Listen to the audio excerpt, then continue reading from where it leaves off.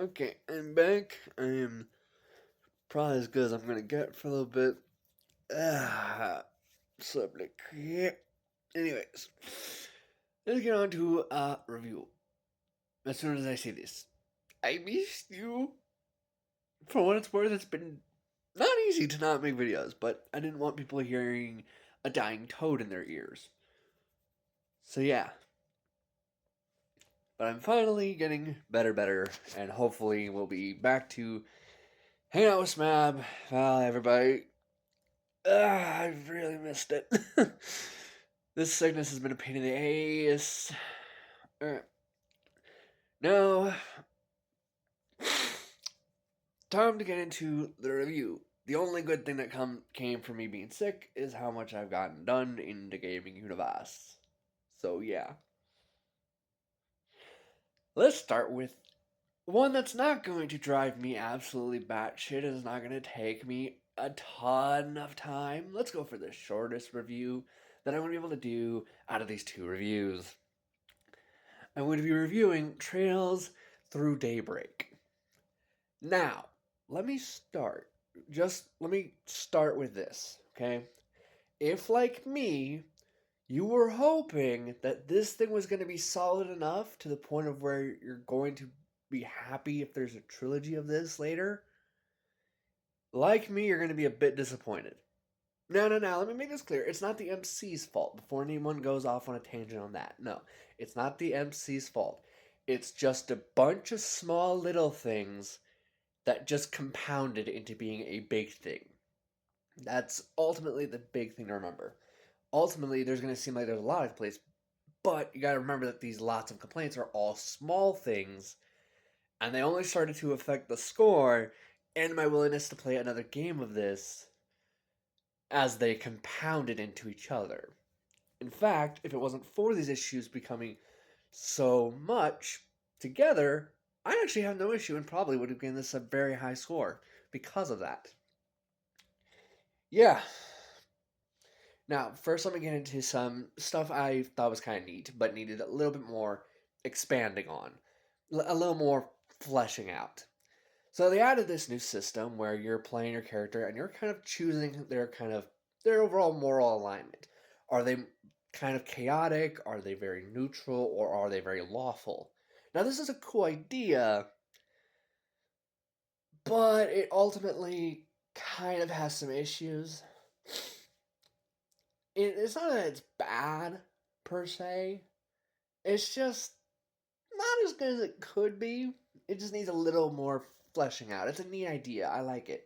And honestly, I would like to see it kind of either brought back as it is fleshed out or just something kind of using similar ideas that's more fleshed out kind of around the corner. Because it was a cool idea. It was really neat. I liked it. And it led to some moments where I had some tough choices, even. Not tough, like put the controller down and think about it, but actually moments like, what would I do in this situation? Which was pretty cool. And I'm going to tell you right now, the first half of the game I'm going to gush about pretty positively. Then there's the second half, where it's going to be a bit more dicey. Now, let me just start. I want to start with that positive, because that's ultimately something that I feel like is needed here, because honestly, that was the majority of my experience until that second half where it becomes 50-50. So I'm going to start with the positives. Honestly, the character Van I actually really like. Honestly, I like him more than Reen.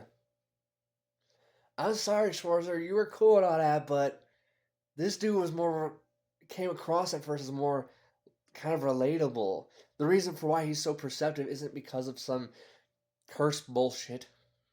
The reason for why he's so perceptive is just because his very job that he's been doing for the longest time is a giant moral what the F. His entire job is basically demanding him to be able to see things from different ends, see different moral alignments, and conduct accordingly. That's pretty cool, and it's also a job where he himself is going to get put through situations where someone's going to try and screw him. So he has to be perceptive. He has to learn. He has to be aware, which was really awesome and probably honestly the most likable and relatable for a character since freaking, well, I'm trying to think if there's another one, but honestly, eh, not since Triple S. Yeah. Wow. The thing is that honestly, it's just for the first half he is easily far more likable, far more relatable than Rain. I'm sorry, love you, buddy. I do. But yeah. Now, when I think about the other changes, there are things I'll have to bring up that I don't agree with and don't like, but we'll get to that.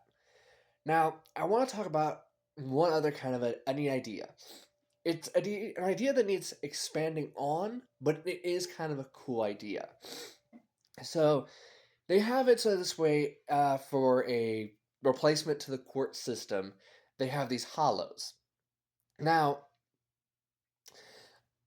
honestly, the hollows need to be fleshed out more, but it's a neat idea. They're, in a sense, personality AIs that kind of talk to the character and kind of interact with them. Honestly, they're limited, but I kind of found them kind of neat in some aspects. I especially found Mare and her implications very neat. Although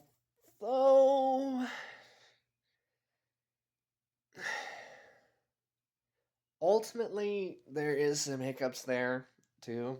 I'll get into that. But one of the things about Mare is that depending on what your overall amount of alignment between the lawful, chaotic, and neutral is that she herself will become stronger and kind of take on stat boosts reflecting to those three alignments. That's kind of cool. It needs fleshing out a lot, but it's a neat idea. Now, at first, how do I put this exactly? At first, the game does not seem like much of an improvement, and that's where we start to go into some negatives. In fact, if anything, a large portion of this game feels like a downgrade. I mean, honestly, if I compare this thing to Trails of Cold Steel 2, 3, 4, doesn't matter which one, it feels kind of like a downgrade. And at the times, it even feels kind of like a downgrade compared to even Trails of Cold Steel 1 at times. Not in graphics necessarily, but in overall satisfying turn-based combo, turn-basedness. Yeah, it is a bit of a downgrade. And unfortunately, that's not all. On top of that, they added in this new thing. Now, this new thing is a badass idea if it's not done this lazily and meaninglessly. They try to add in a type of action gameplay. Yeah, they try to add in some action gameplay here, and it's a cool idea. The problem here is that it's so bad. It's lame. It's literally hammer the X button, or hammer the X button until they're stunned. Blocking, don't. It's not worth the doing. Dodging. Dodge when yellow. If purple, you're fucked if you try to dodge. Because somehow, even though it's the same move that they just did when they were glowing yellow, it now has somehow double or triple the range and can hit you even when you're behind them.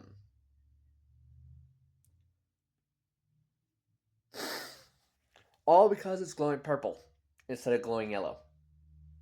That's literally the difference. The difference.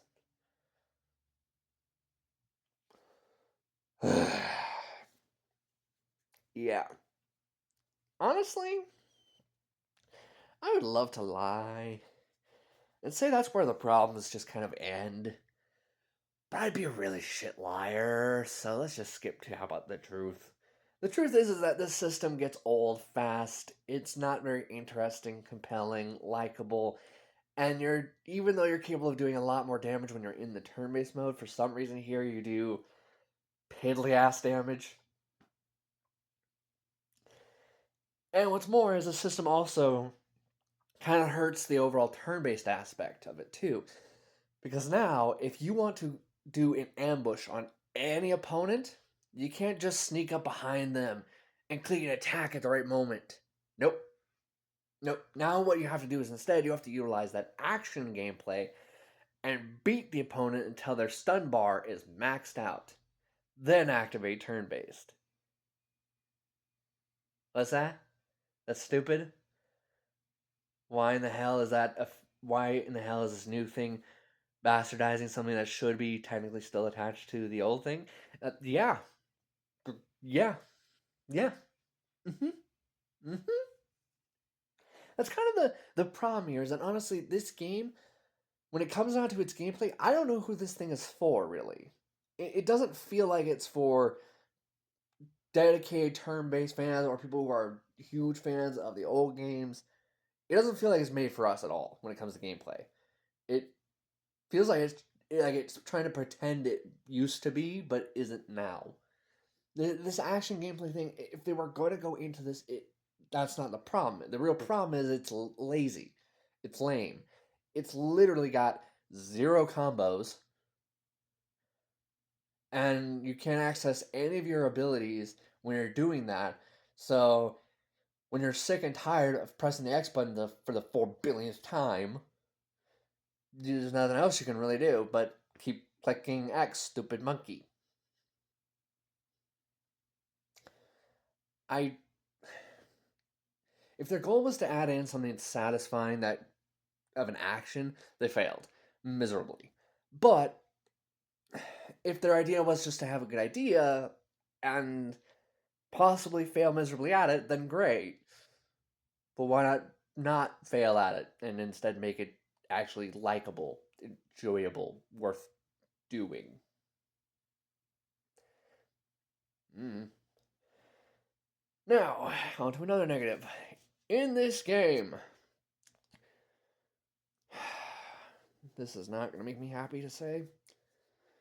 In this game, they've decided, apparently, from what I can tell, to gut romances entirely.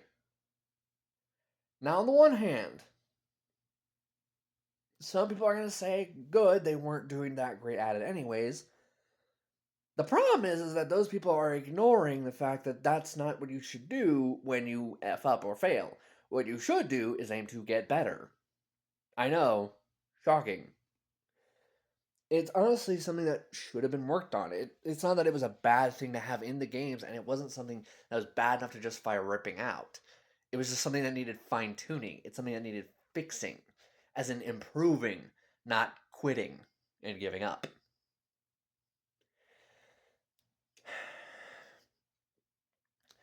But some people are going to say, oh, but there was no romancing for Trails of the Sky, King. There was no romance in Trails of the Sky because there was already a romance being set up, so it wasn't needed. Here, there is no real romance set up at all.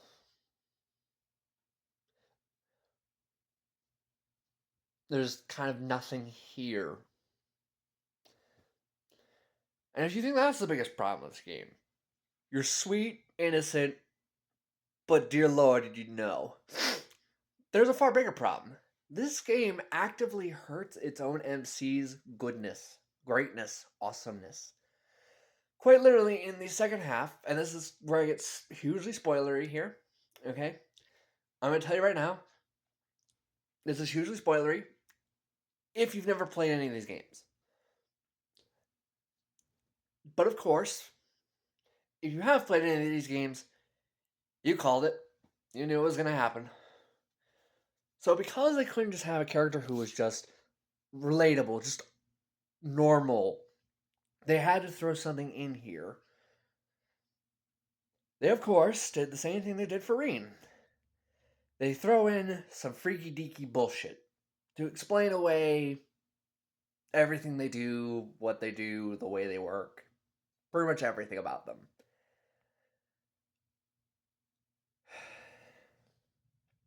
And I'm not happy about that. You see, I actually liked Van Arkwright a ton when he was not hyper bullshit. When he was just a dude who's gone through shit and as a result has learned. I loved that infinitely more than the bullshit they added. Now, part of me feels like I should do the merciful thing and just tell you what stupid brainless bullshit they added later. But there's probably someone out there who hasn't played the game. So yeah, I won't say what hyper bullshit they added. I am going to tell you it is colossally stupid, piss poorly added. It has laughable, laughable implement into the character's backstory, the flashbacks, the world itself, just you name it. All of it is just kind of ridiculous and honestly does not work. In fact, if anything, it actually makes Van less interesting as a character.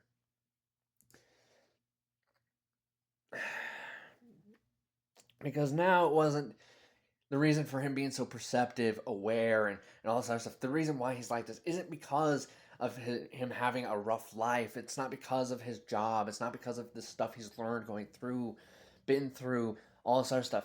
No. Now it's because of this bullshit. And it doesn't work. I'm sorry, look. You barely got away with it on Reen. Barely. Here, it just does not work. At all.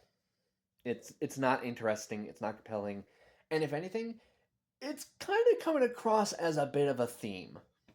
Not a good theme. This is coming across like a bad writing habit. Look, to have these kind of characters once in a while is one thing. But when you're trying to make up a new entire, if you want to make a new trilogy in general, really, this was not it. This whole second half of this game was not it. The first half was far closer than the second half was. This edition that comes late is just kind of forced feeling, out of the blue. It's piss poorly explained. And before you start saying, oh, but it's in the flashbacks, King. It's in the flashbacks, King. It's in the flashbacks the same way that I am in a health center. As in, not at all. It is there as much as I don't eat tacos. I kill tacos. What you talking about, fool? It is in there in the weakest, most pathetic way possible. It is so vague and so idiotically put in there to the point where it honestly does no good to have it in the game. In fact, if anything, you could have got it and no one would notice. No, really. Those entire flashback bullshits with the involvement of that second half, yeah, you could have just gutted those in their entirety. No one would notice. There'd be no complaints either. You could have just gutted that whole entire part of his story arc and no one would care. People would be completely content and happy. Now look, honestly, at the first half I was like, "Oh man, I'm actually really liking this. I almost want a trilogy, a Van trilogy up here. Hell yeah." And then the second half. Don't waste my time with a Van trilogy. Why'd you do this? He was plenty likable, plenty interesting, plenty compelling. He didn't need this stupid shit shoved on. Honestly, that's kind of sad when at first you're like, oh yeah, hell, a trilogy of this character? Where do I sign? And then all of a sudden by the second half you're like, oh hell no. Oh hell no. And start scratching your own name off the list. That's not a good thing. That's not something good. Now, do I feel like this game was worth its asking price? That depends on which half of the game we're talking about. The first half, yes. The second half, you funny. You funny. You got jokes. No. No. Now, this thing, honestly, when it comes to the second half, this second half feels like it is an appropriate $30 charge. Not a 70 or above. No, no, no. The literal second half is so bad to the point where honestly, the entire last chapter alone took 47 hours of straight ball busting tedium. 47 hours. I'm leaving off the minutes because it was something like 11 minutes, 22 minutes, something like that. But 47 hours to get just one chapter done out of the entire game, and the entire game took me 98 hours. Yeah, that one chapter took longer than every other chapter combined.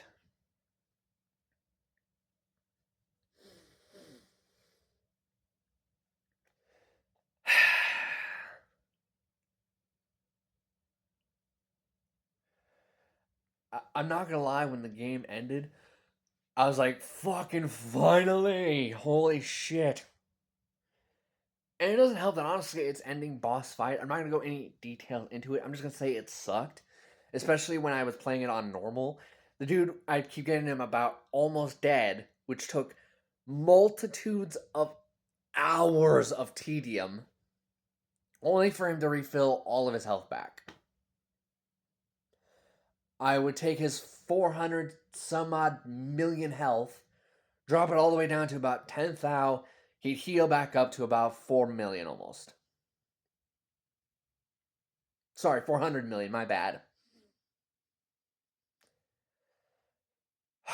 And he would do that over and over and over and over to the point where I was finally so pissed off, disgusted, and fed up to the point where I dropped the difficulty. Normally, I don't do that necessarily unless it's like a sincere problem. Here, yeah, I dropped that fucking difficulty because that was bullshit. It was fucking awful. Just to die twice in that one fight took me a combined 6 hours alone. Also, I could just not get anywhere. So I dropped that difficulty down. I dropped it by one, thinking that hopefully that's enough to get this over with. No, it wasn't, because he still uses that stupid ass healing move. And he still uses it to recover all of his goddamn health. Great! So another 6 hours later, I finally dropped it to the lowest difficulty there is in the game. It still took me another 4 hours to beat the bastard. So quite literally, and mind you, I have the best gear on almost every single character except for one. Only one is rocking okay gear. One. Everybody else is rocking the best shit I can possibly give them. Hell, the only way I could have given them any better shit is if I cheated and hacked the game to give me a ton of shit that you're supposed to find naturally by playing the game. That is the only way I could have been any stronger. More leveled up, more powered up, more let's go levels, alright? And yet, it took that long.